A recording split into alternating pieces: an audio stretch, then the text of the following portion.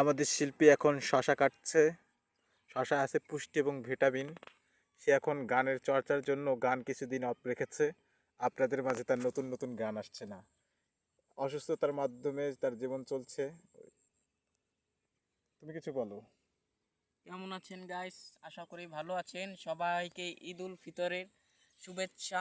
ঈদ মুবারক। ঈদ মুবারক। তারপরে আমাদের ব্যান্ডের কিছু গান বের হচ্ছে না, এর জন্য খুবই দুঃখিত।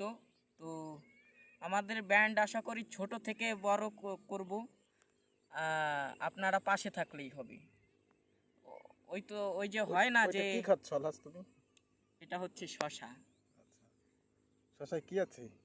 শশায় কি আছে অত তো বলতে পারবো না। কিছু বলতে পারো না।